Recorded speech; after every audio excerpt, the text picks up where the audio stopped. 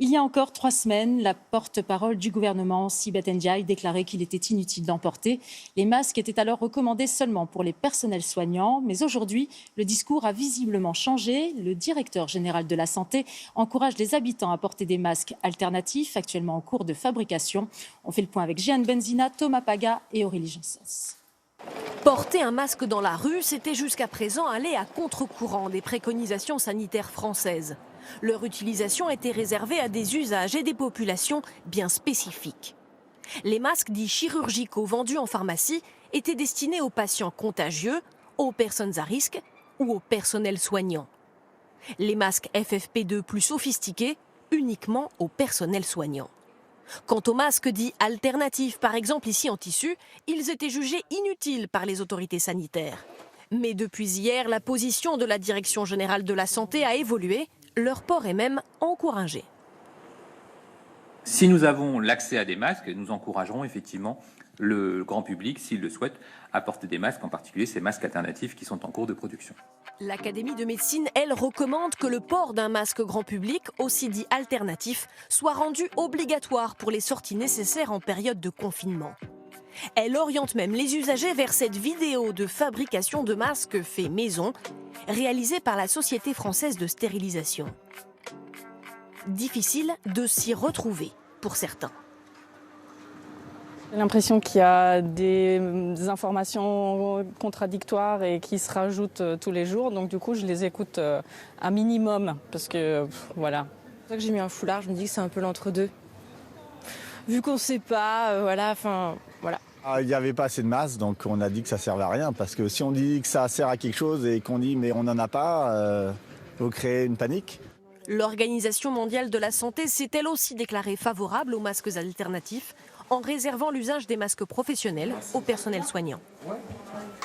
Le bilan de l'épidémie de coronavirus a encore progressé en France. On enregistre 6 507 décès.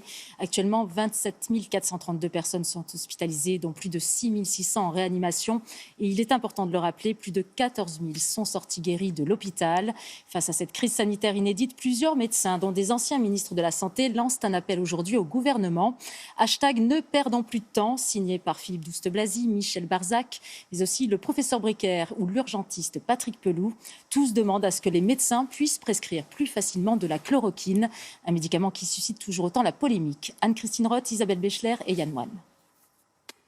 C'est un appel lancé dans les colonnes du Parisien.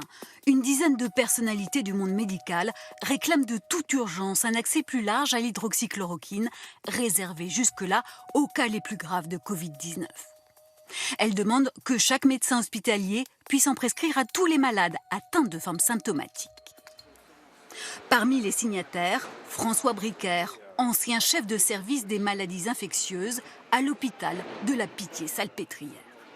Quand on n'a rien et que les gens sont en difficulté, eh bien, on peut prendre quelque chose dont le doute doit bénéficier aux patients.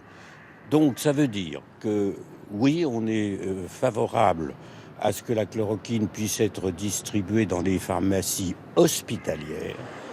Prescrire de l'hydroxychloroquine aux premiers symptômes, c'est ce que préconise le professeur Raoult à Marseille.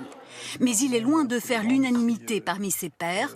Beaucoup appellent à la prudence, en l'absence à ce stade d'études cliniques qui remplissent les critères habituels de validation scientifique. Même son de cloche chez l'ancienne ministre de la Santé, Roselyne Bachelot. Presque tous les scandales sanitaires de ces 20 dernières années ont été liés au mésusage des médicaments. Je sais qu'un médicament, c'est toujours un poison. Toujours. Ouais. Si un médicament est efficace, c'est parce qu'il est un poison. Et que cela doit toujours s'évaluer en termes de bénéfice-risque.